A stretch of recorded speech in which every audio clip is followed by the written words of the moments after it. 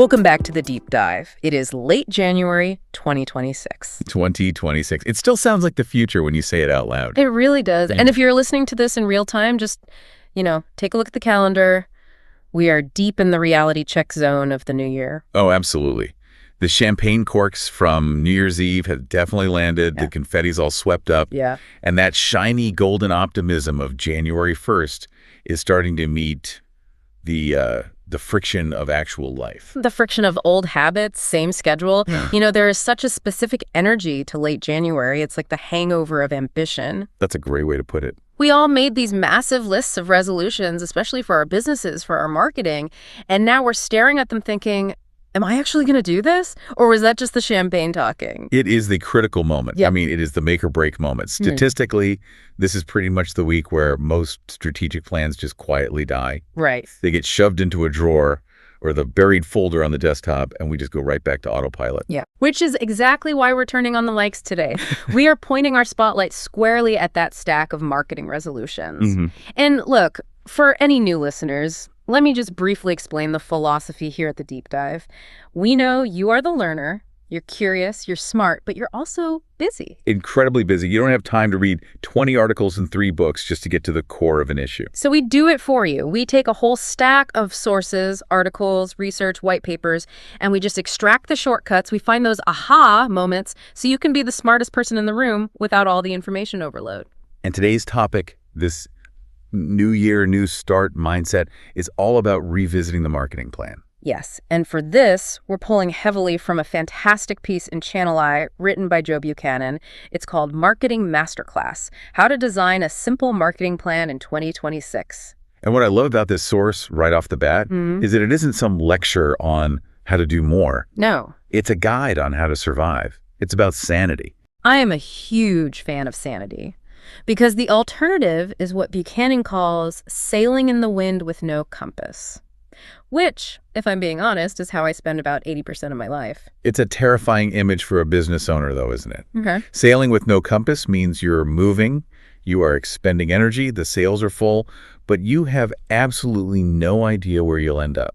And that leads us to the core struggle that the source identifies. And I think this is fascinating because Buchanan's focused on businesses in the Channel Islands, but this observation is just universal. Totally universal. The problem isn't that people don't have ideas. No, not at all. If anything, they have way too many ideas. Right. It's not a creativity problem. It is a focus problem. Precisely.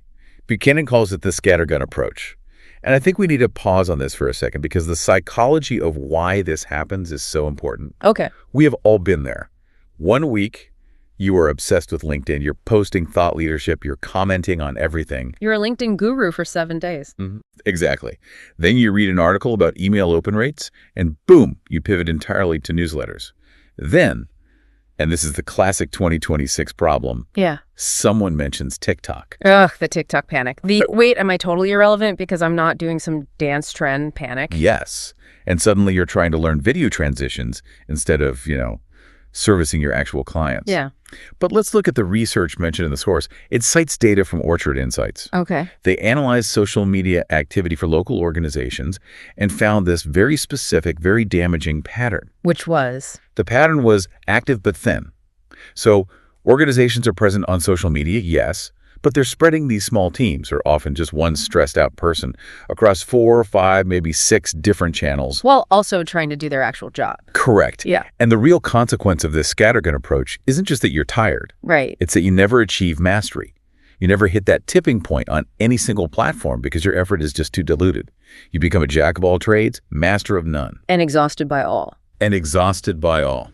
That's it. Wow, that phrase, exhausted by all, that really hits hard. It's like being a hamster on 6 different wheels at the same time. You're running at full speed, your heart rate's up, but you haven't moved an inch. And that specific sensation, that feeling of drowning in tasks while trying to be everywhere, is actually the perfect bridge to a much deeper structural problem we need to talk about. Oh, okay. Because this isn't just about bad planning, it's about identity. Identity. Okay, let's unpack that. Because when you are that hamster, you do start to see yourself in a certain way. You become the Swiss Army knife. The Swiss Army knife marketer. We all know one. I mean, maybe you listening are one. Yeah. You're the person everyone relies on. You can fix the website code, write the sales copy, edit the video, plan the event. You run the email campaign, you do it all. It sounds really impressive at a dinner party. Oh, I do everything. It sounds impressive, but it feels like drowning. Secretly, that person is stretched so thin, they're basically translucent. They're drowning in what the industry calls low-value tasks. Right, you're spending hours resizing images or formatting text instead of actually thinking about strategy. And now, in 2026, there's a new layer to this anxiety. Yeah. It's not just, I'm tired, it's, I might be obsolete. Oh, the quiet fear. Exactly. Yeah, the fear that all these skills you've spent years building, the caption writing, the image tweaking, are precisely the things that AI can now do in seconds. It's the robot in the room. Which brings us to a really critical resource that pairs perfectly with Buchanan's article. It's a book that hits this identity crisis head on. It's called Marketing with a Second Brain, a story about not doing it all alone. I love that subtitle, a story about not doing it all alone, because marketing can feel incredibly lonely. It really can be. And this book, Volume 1 specifically, acts as an AI product launch blueprint. But what I really appreciate is that it is not a textbook. Okay. It's not some dry manual on how to use ChatGPT. It's a field guide, and it's wrapped in a story.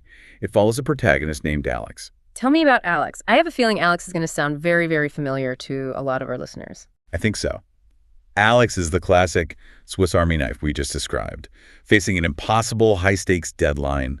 The pressure is on, and the old way of working, the I'll just stay up all night and muscle through it myself way, it just isn't going to work. In there. Total overwhelm. We have all been Alex. We have. And the journey the book charts is Alex moving from that overwhelmed operator mode to becoming an AI-powered pilot. Now, hold on. When you say AI-powered pilot, a lot of people are going to hear AI replace Alex. And that is the biggest misconception. And the book's core thesis is basically this: AI won't replace you, but people who know how to work with AI will replace those who don't. That is a vital distinction. So it's not some magic button that does your job for you while you sip margaritas. No, not at all. It's about a fundamental mindset shift. The book teaches you to stop treating AI as a shortcut or some kind of cheat code and to start treating it as a team of junior specialists. Yeah, imagine you suddenly had 5 brilliant interns. Yeah. You wouldn't do the work for them, you would direct them. You become the orchestrator. I like that. So you move from being the person physically digging the hole to being the person directing the entire construction site. Precisely. Yeah. And if you're listening to this and you are feeling that Swiss Army knife burnout or that quiet fear that your skills are expiring, you really need to check this out. It's available on Amazon Kindle. We've put the link right in the description. It sounds like a field guide for surviving 2026. It is. Definitely check that out. Because being an orchestrator sounds a whole lot better than being a pickle. A pickle. Yes.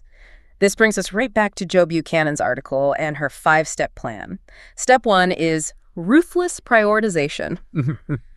But she uses this hilarious term for the chaotic entrepreneur. Oh, I know what you're going to say. You little pickle you! I literally laughed out loud when I read that. You little pickle you. It just perfectly captures that frantic, slightly chaotic energy of a business owner who is about to make a huge mistake. It really does. It's that moment. We've all had it. You get an idea in the shower. We should start a podcast. We need to rebrand. And before you've even dried off, you're logging into Canva. You're already browsing templates. You're picking out fonts. You're designing a logo for a product that doesn't even exist yet. And you haven't asked a single strategic question. That is pickle behavior. It is action without strategy. It feels like you're working, but it's actually just procrastination disguised as productivity. So what's the antidote?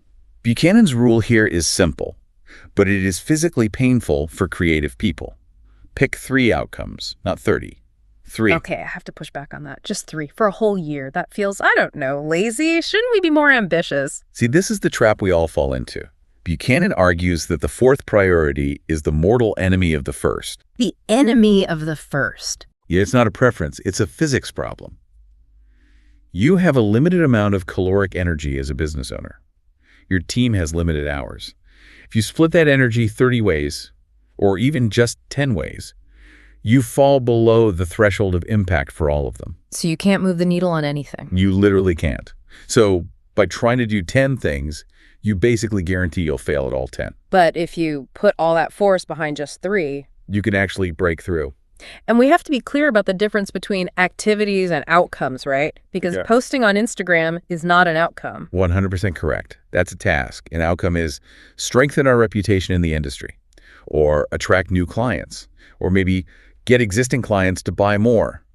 You have to define the destination before you start packing the car. She mentions a litmus test, which I thought was interesting. Yes. So once you have those 3 outcomes written down, you look at every single thing on your to-do list and you ask, does this directly support one of my 3 outcomes? Yep. If the answer is no, you kill it. you kill it, even if it's a nice to have.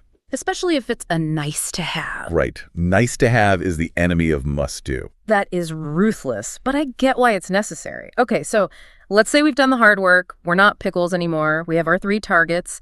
Now we have to decide where to fight these battles.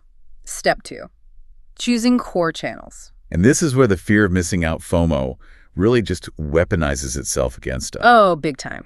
Because the prevailing wisdom, or at least the guru wisdom you see on social media, is that you have to be everywhere. Everywhere. You need a podcast, a YouTube channel, a LinkedIn newsletter, a Substack, an X account, an Instagram, Threads, and hey, maybe you should be on Blue Sky just in case. And Buchanan just takes a sledgehammer to that entire idea, she says. No. In fact, trying to be everywhere is the absolute fastest way to be nowhere. So what's the alternative? What does a sane strategy look like in 2026? She proposes what she calls a Goldilocks mix. It has 3 layers. Layer 1 is your home base. Your website and SEO. Okay, I'm going to challenge this too. Home base.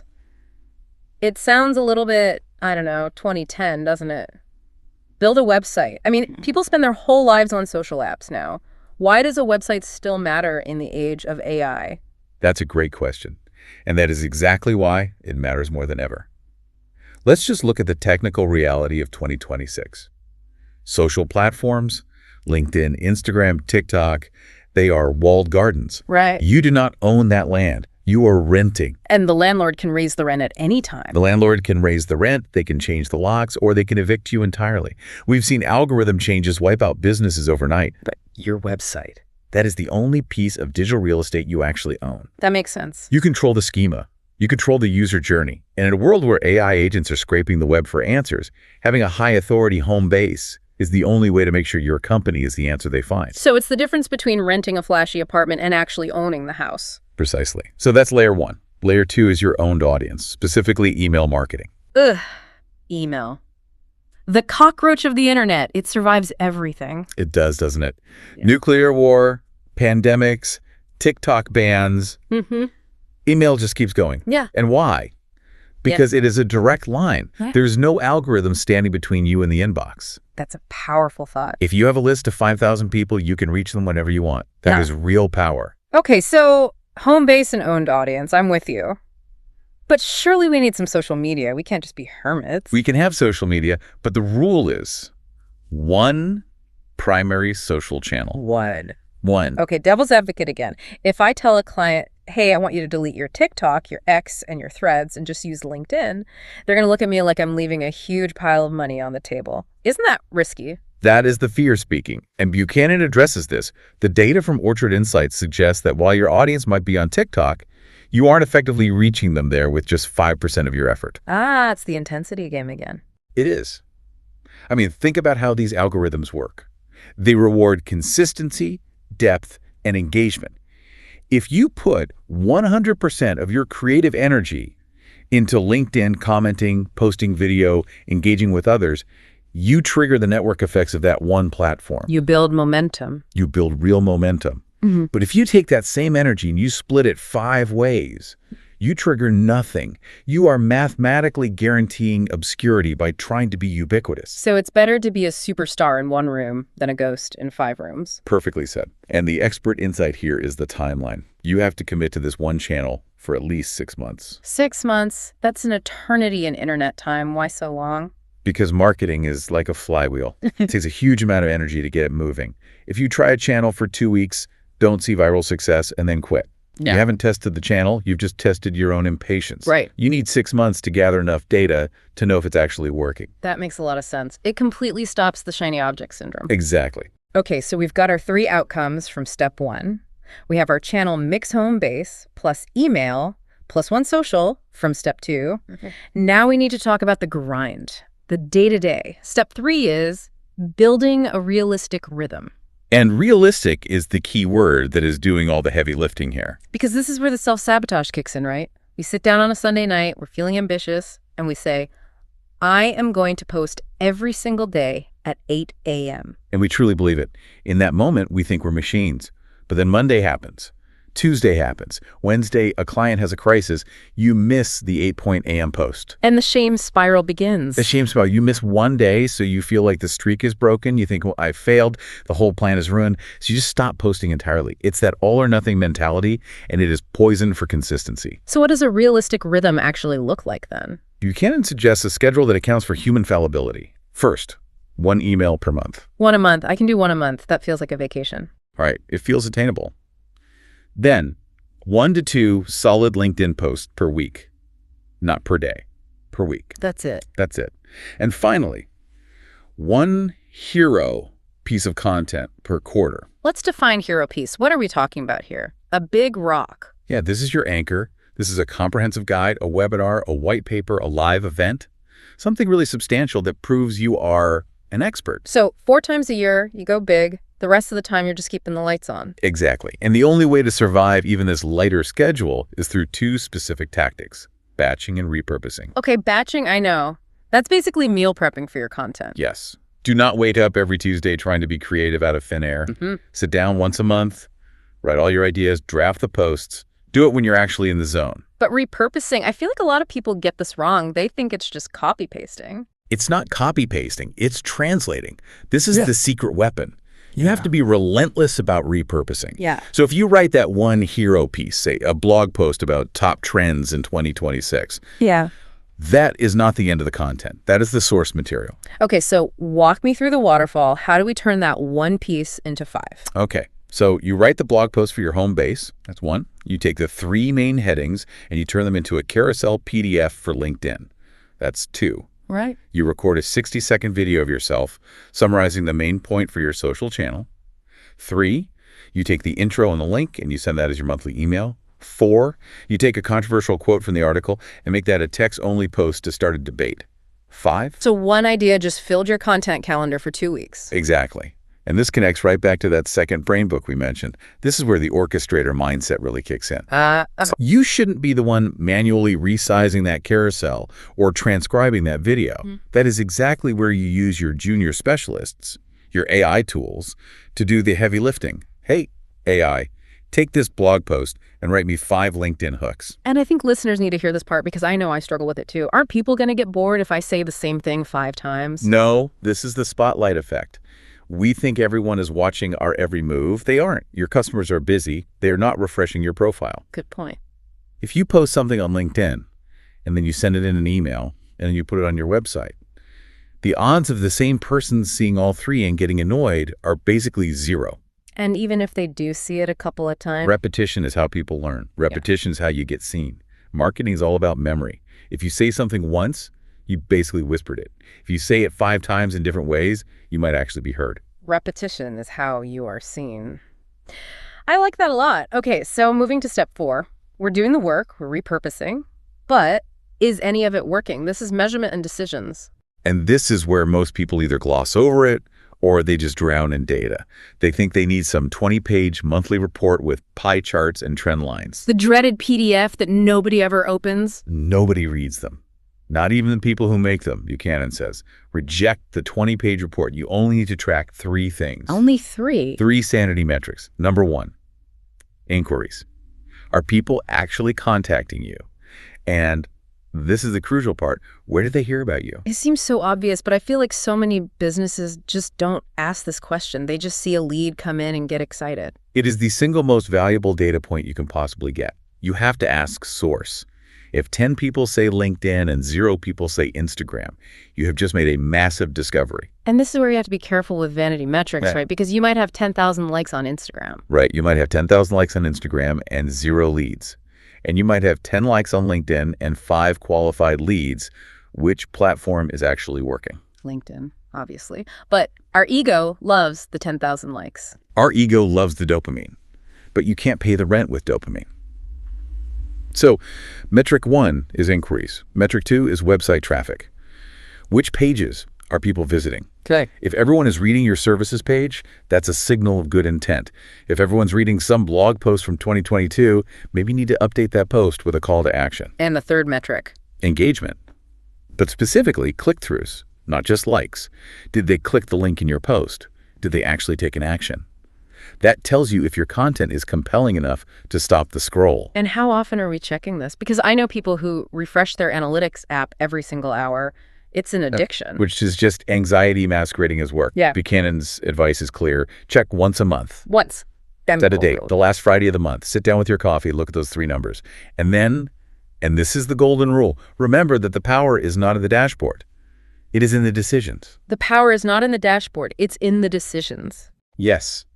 You look at the data to ask 2 simple questions. What is working and what can we drop? If Instagram has given you 0 leads in 6 months, stop doing it. That's the whole point of measurement. It's evidence-based quitting. Evidence-based quitting, that sounds incredibly liberating. It is. It gives you permission to stop doing things that just don't matter. Okay, we've arrived at the final step. Step 5.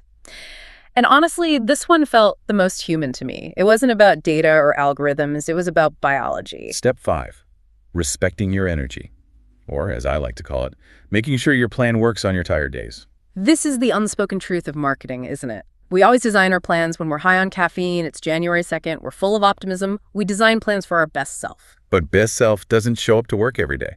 Sometimes tired, grumpy, just wants to go home self shows up. Or the kids were sick all night self shows up. Yes. And if your plan requires you to be sparkling with creative wit every single morning at 9 a.m., your plan is going to fail. Your plan's going to fail, period. The plan has to be fatigue-proof. So how do we fatigue-proof a marketing strategy? Preparation. Buchanan suggests 2 key things, templates and content pillars. Talk to me about templates. Templates are just friction removers. Yeah. If you had to design a graphic from scratch every time you post, that takes high creative energy. If you have a template where you just change the text in the photo, that takes low energy. You can do that even when you're tired. And content pillars. This helps with decision fatigue. The hardest part of writing is staring at a blank page. Content pillars mean you know what your lanes are. So if you're a bakery, your pillars might be 1, behind the scenes, 2, new recipes, and 3, customer reviews. So if you wake up on a Tuesday and your brain is completely fogged, you don't have to invent a topic from scratch. You just say, okay, today is a pillar 1 day. Behind the scenes, here is a photo of the flower delivery. And you're done. Exactly. It removes the cognitive load. It's all about being kind to your future self. Marketing is a marathon, not a sprint. If you sprint the first mile and then collapse, you don't win. The person who walks steadily for the whole race wins. And to walk steadily, you have to respect your energy levels. So let's just zoom out for a second. We've gone from the complete chaos of the scattergun running around like a frantic pickle to a structured, sane, and simple approach. We have. We've prioritized just 3 outcomes. We've locked in a simple channel mix. We've built a rhythm that allows for repurposing. We're measuring only what matters. And we've built a safety net for our tired days. When you lay it all out like that, it sounds actually doable. That's the entire point. It's not about being a superhero. It's about being consistent. Now, before we wrap up, I want to circle back to that second brain concept one last time. Because if you take this 5-step plan, which is already really solid, and you layer that orchestrator mindset on top of it, what happens? It's acceleration. I mean, if you follow Buchanan's plan, you move from chaos to order. But if you use the marketing with a second brain approach, if you use AI to help you draft those emails, to resize those templates, to analyze that monthly data, then you aren't just organized, you are amplified. You're the pilot flying the plane, not the guy on the ground flapping his arms trying to fly. Exactly. You are the strategist. And again, for any listeners who are really feeling that Swiss Army knife fatigue, I highly recommend checking out the book. It's linked right in the description. It might just be the shift you need to stop drowning in tasks. So here we are. It's 2026. The year is still fresh. The opportunity is absolutely there. But that window for New Year energy is closing fast. And I think the quote from the article just sums it up perfectly. Buchanan writes, if 2025 was the year of we really should do more marketing, let 2026 be the year of we know exactly what we're doing and why. We know exactly what we're doing and why. That is so powerful. It is. It's intentionality. It's the difference between being busy and being effective. And that is the challenge we want to leave all of you with today. Look at your plan. Ask yourself, are you busy? Or are you effective? Are you a pickle running around opening Canva? Or are you a strategist with a compass? It's a question worth really sitting with. Absolutely. So we want to hear from you. We really do. How are you simplifying your strategy for 2026? What are you cutting out? Are you brave enough to delete TikTok? Drop us a comment. Or share this deep dive with a friend who looks a little too stressed about their Instagram engagement. Yes, please save a friend, like, share, subscribe, all of those things. And definitely check out that book link if you want to level up your AI game. Here's to a focused 2026. Thanks for listening, everyone. We'll see you in the next deep dive. Goodbye.